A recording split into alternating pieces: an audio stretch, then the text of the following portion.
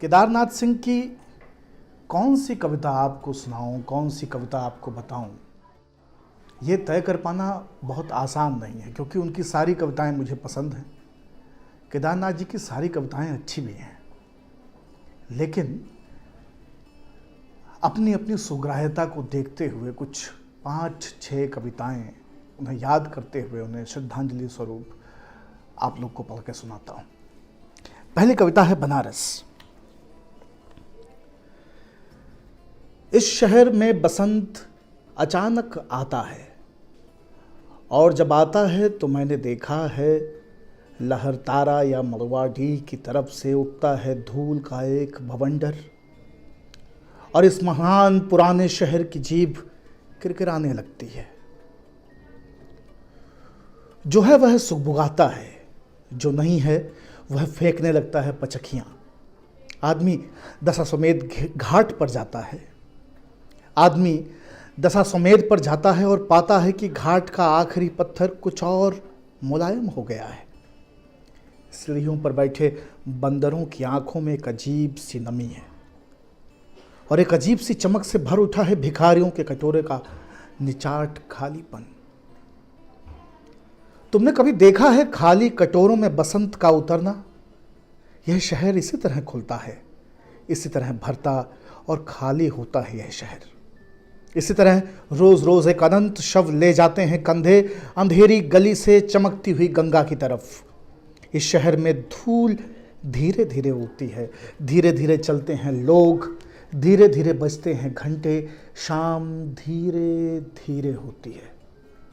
यह धीरे धीरे होना, धीरे धीरे होने की एक सामूहिक लय दृढ़ता से बांधे है समूचे शहर को।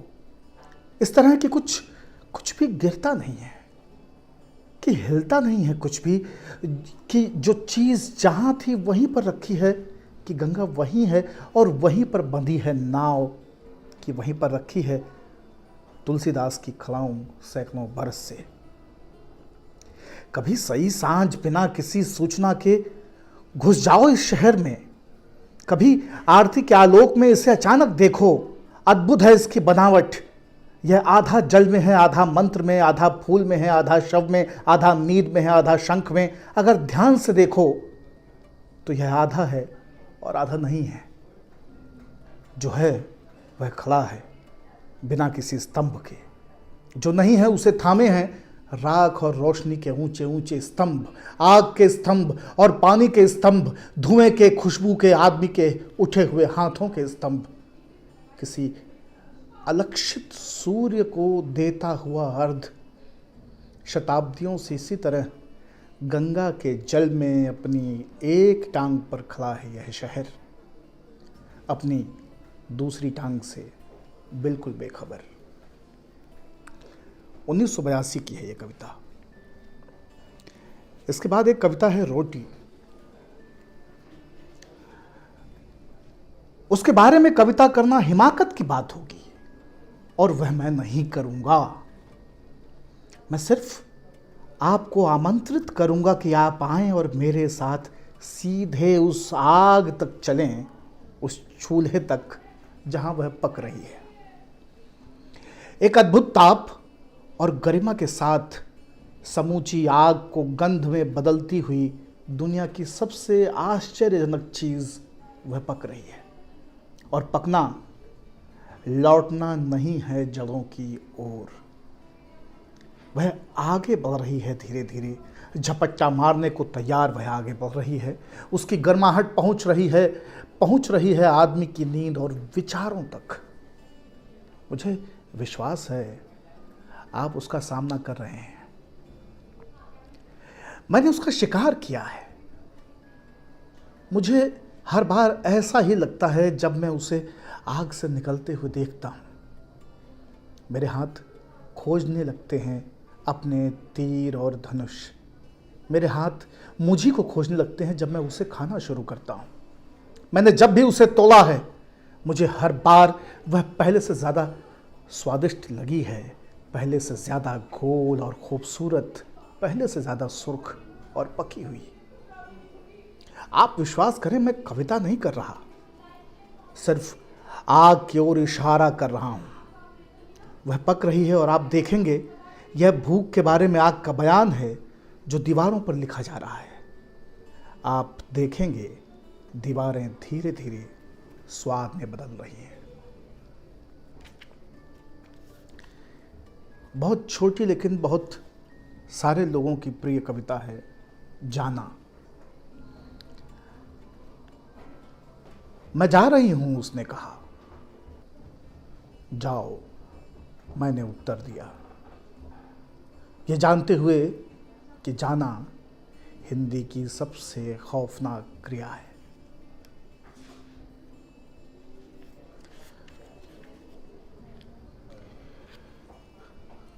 सूर्य।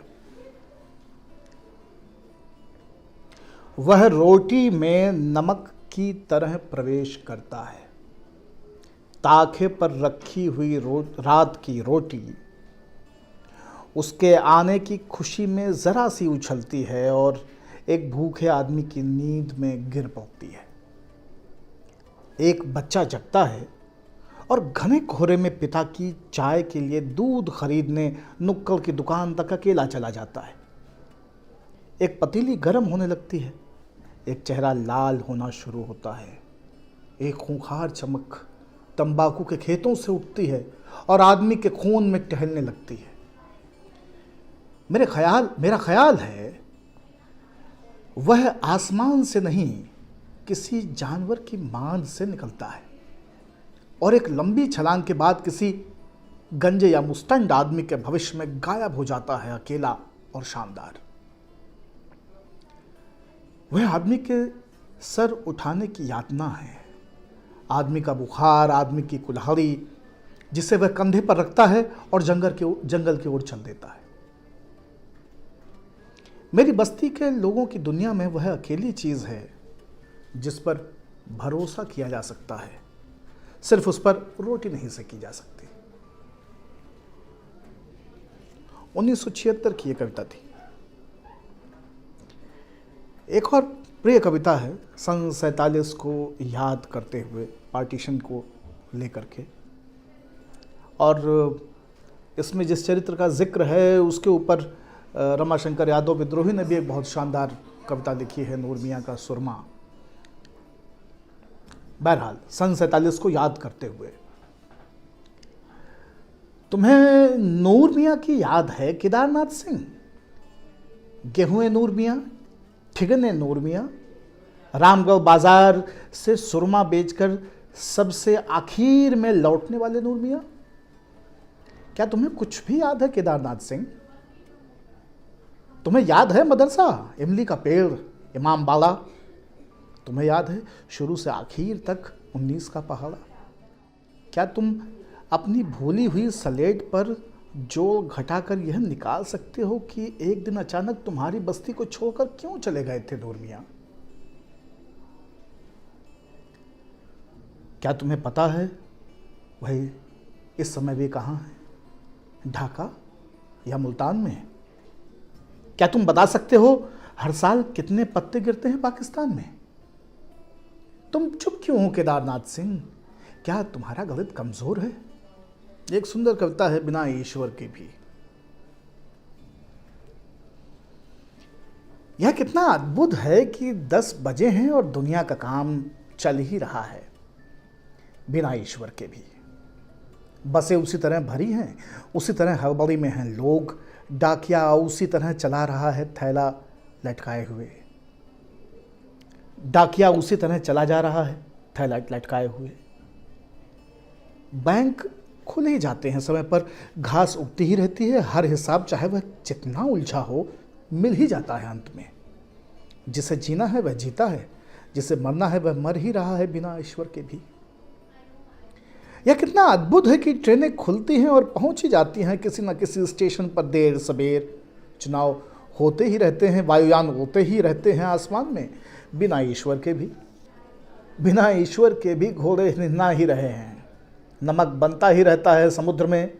एक चिड़िया दिन भर भटकने के बाद लौट ही आती है ठीक अपने खोते में बिना ईश्वर के भी। बिना ईश्वर के भी उतना ही गाढ़ा है मेरा दुख उतने ही काले हैं उस स्त्री के बाल जिसे मैं 10 साल पहले प्यार करता था। उतनी ही कशिश है इस घर से हर बार बाहर जाने और फिर लौट आने में। यह कितना अद्भुत है कि पानी भागा जा रहा है और वहां वह पुल बीच धार में बाहें उठाए हुए उसी तरह खड़ा है बिना ईश्वर के भी।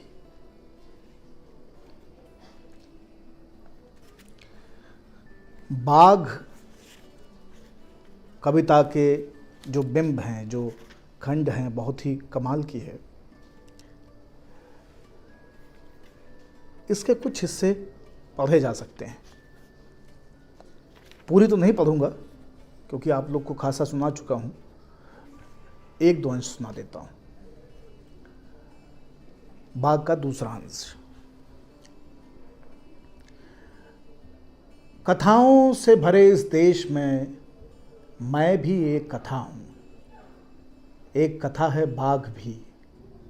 इसीलिए कई बार जब उसे छिपने को नहीं मिलती कोई ठीक ठाक जगह, तो वह धीरे से उठता है और जाकर बैठ जाता है किसी कथा की ओट में। फिर चाहे जितना ढूंढो, चाहे छान डालो जंगल की पत्ती पत्ती, वह कहीं मिलता ही नहीं है। बेचारा भैंसा सांझ से सुबह तक चुपचाप बंधा रहता है एक पतली सी जल की रस्सी के सहारे। और बाघ है कि उसे प्यास लगती ही नहीं, कि वह आता ही नहीं है कई कई दिनों तक जल में छूटी हुई अपनी लंबी शानदार परछाई को देखने। और जब राजा आता है और जंगल में पड़ता है हाका और तान ली जाती हैं सारी बंदूकें उस तरफ जिधर हो सकता है बाघ, तो सच्चाई यह है कि उस समय बाघ यहाँ होता है न वहाँ। वह अपने शिकार का खून पी चुकने के बाद आराम से बैठा होता है किसी कथा की ओट में।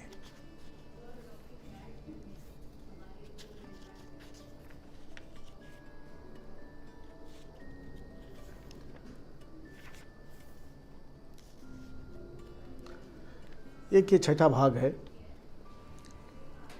मैं एक स्त्री को जानता हूं, बाघ का ही।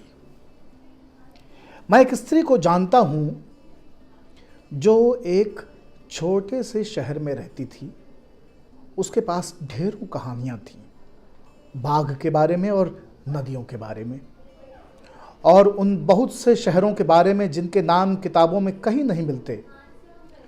उसका विश्वास था कि बाघ एक जादू है और इतना विकट कि अंधेरे में नाम लो तो हो जाएगा प्रकट। उसका ख्याल था कि यह जो प्यार है, यह जो हम करते हैं एक दूसरे से या फिर नहीं करते, यह भी एक बाघ है। और इतना करीब कि ध्यान से सुनो तो तुम अपनी छाती पे सुन सकते हो उसके भारी पंजों के चलने की आवाज। इसलिए अंधेरे में वह ज्यादातर चुप रहती थी, ज्यादातर थरथराती रहती थी। वह यदि कुछ कहना हुआ तो उसके कांपते हुए होठ धीरे धीरे बोलते थे सिर्फ कुछ शब्द। उनका अर्थ कुछ भी हो सकता था या फिर कुछ भी नहीं। तो केदार जी की ये कविताएं आप लोगों के लिए आज हमने पढ़ी, उन्हें श्रद्धांजलि देते हुए। ये अफसोस की बात है कि हम अपने कवियों को तब याद करते हैं जब वो हमारे बीच नहीं रहते। भारत के इतिहास की ये सबसे त्रासद कथा है कि अपने महानायकों को उनके पंचतत्व में विलीन होने के बाद ही हमने याद किया है, दोहराया है, सुनाया है, सुना है, पढ़ा है, देखा है। हम प्रयास करेंगे कि अपने बीच के कई कवियों को आपके बीच में ऐसे ही लाते रहें, बिना उनके गए, उनके जीते जी, ताकि आप उन्हें मिल भी सकें, सुन भी सकें, पढ़ भी सकें। केदारनाथ सिंह को बहुत बहुत श्रद्धांजलि।